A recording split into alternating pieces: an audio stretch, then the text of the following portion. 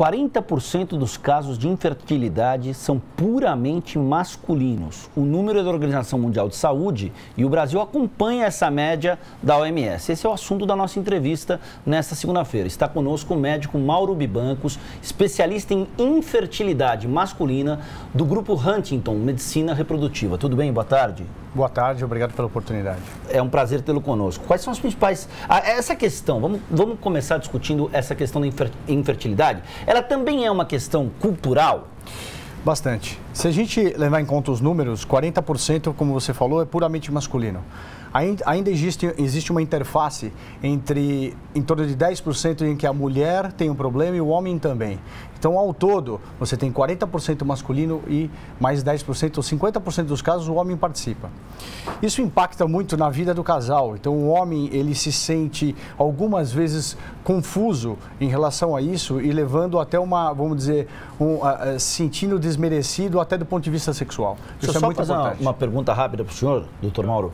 É 40% dos homens e 10% das mulheres. Ou seja, a grosso modo, uma em cada duas pessoas pode vir a ter algum problema que resulte em infertilidade? Não. Ou tem? 40%, 15% dos casais têm problema. 15%? Desses, 40% são puramente masculinos. Ah, ok. 50% puramente femininos e 10% a mistura dos dois. Ok. Esse dado é um dado da OMS. Sim, OMS. Tá, e aí o senhor está desenvolvendo um raciocínio dizendo que essa também é uma questão cultural. Bastante. É uma questão cultural pelo prisma de que a infertilidade masculina, ela está numa dicotomia aí com a questão da masculinidade? Bastante. Nós, como latinos, temos essa confusão muito, vamos dizer, prevalente na população. Então, algumas vezes os pacientes se recusam até fazer o espermograma porque ele acha que ele pode encontrar alguma coisa que não tenha uma solução e que vai impactar, vamos dizer, numa incapacidade de fazer filhos. Há casos de pacientes que se recusam a fazer um espermograma? Sim, há casos. E qual é o motivo pelo qual se recusa? De novo, ponto de vista cultural. Isso é mais comum nos povos latinos por existir essa confusão entre masculinidade e infertilidade. É como se você tivesse um tripé em que o homem sustenta a família, ele tem relação sexual, mas ele não consegue fazer filhos. Então você derruba esse aspecto e para o brasileiro e para todo o latino isso é bastante importante. Mauro, quais são as principais causas dessa infertilidade, desse trabalho que vocês fazem no Grupo Huntington? A infertilidade, ela tem um único motivo, vamos dizer, com várias divisões.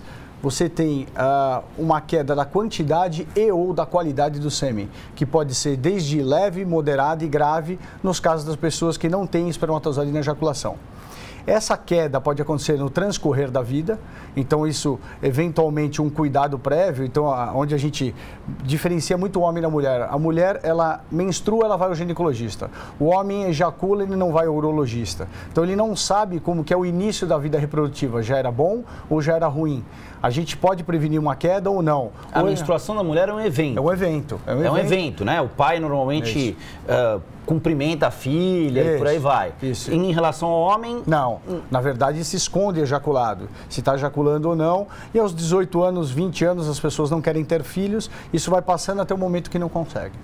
Agora, essas causas da infertilidade, as mais comuns, quais são? O declínio da fertilidade com o tempo, varizes no testículo é muito prevalente, que a gente chama de varicocele. São varizes que aquecem o testículo, que quando você faz um diagnóstico precoce, aos seus 18, 20 anos, 17 anos, você pode até evitar esse declínio com o passar dos anos. E aí você disse também que a infertilidade masculina pode ser vista também como uma questão cultural, mas que ganha nuances de um tabu. Bastante. Muito grande. Essa confusão, ela é bastante, eu diria que 80% das pessoas têm essa confusão. Na verdade, acaba se abrindo, vamos dizer, uma possibilidade de investigar porque acaba não tendo filhos, mas demora. Até o homem decidir o espermograma, a mulher já foi avaliada, já passou no ginecologista e nada foi visto. Senso comum, o preconceito tem uma dimensão de que o homem que é infértil não é homem. Ele é menos homem, vamos dizer o seguinte. E como é que vocês lidam com isso? Porque aí também, acho que teria uma questão que está além da reprodução e de todas... Aí estaria num nível de terapia, de um apoio psicológico. Na verdade, é você se aproximar do paciente. O atendimento humanizado, ele tem que ser feito. Você tem que entender qual que é a preocupação para você abordar isso. E ao mesmo tempo você vai investigando, porque você dá uma diretriz técnica. Quando você acha uma diretriz técnica, você tira o paciente dessa angústia, dizendo, existe um caminho. Legal.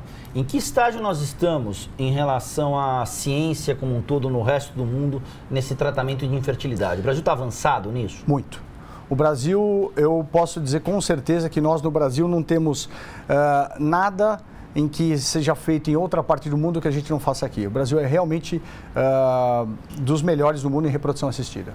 Para quem está nos assistindo agora em casa e tem um caso de infertilidade na família, vê essa questão como um tabu, qual é, a grosso modo, a recomendação número 1 que você daria para essa pessoa? Investigue homem e mulher ao mesmo tempo. Porque você tem que ver que a grande diferença entre o homem e a mulher, o que faz o homem deixar o exame dele mais tardio é a mulher tem um fim reprodutivo e o homem pode não ter. Ele pode renovar essa fertilidade, então ele se sente muito tranquilo. A mulher é mais proativa, ela sabe que existe a menopausa e o homem não tem esse declínio, o declínio dele é muito mais tardio. Olhe o casal junto, um profissional que sabe olhar homem e mulher ou uma equipe que tem essa diferenciação. Como é que é essa questão? Você citou que a vida sexual do homem, não é que ela é mais longa, mas o período que permite ao homem ser pai é mais extenso. É comum você ver aí homens de 50 anos tendo filhos, homens de 60 anos às vezes tendo filho, também não é algo tão raro assim. Não. Né? Como é que é essa questão especificamente dessa idade? Como é que isso chega aos 60 anos, no que diz respeito à infertilidade?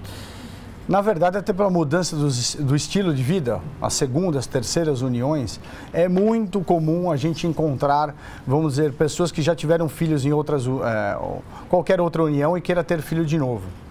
Se não acontece nenhum evento durante a vida, se não existe nenhuma doença, se não se usou anabolizante, se não fez uma quimioterapia, alguma coisa mais pesada, normalmente existe uma preservação dessa fertilidade no homem.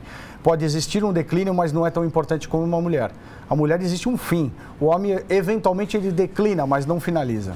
Legal. Conversamos então com o Mauro Bibancos, do Grupo Huntington. Eu queria agradecê-lo pela atenção. Muito obrigado. E deixar o espaço aqui à disposição para que a gente possa falar mais sobre essa questão de infertilidade, de reprodução humana assistida, enfim, de assuntos que são pauta no dia a dia e que muitas vezes a gente não consegue falar, até em função da própria dinâmica, até em função do preconceito, dessa dimensão do preconceito. Muito obrigado pela oportunidade.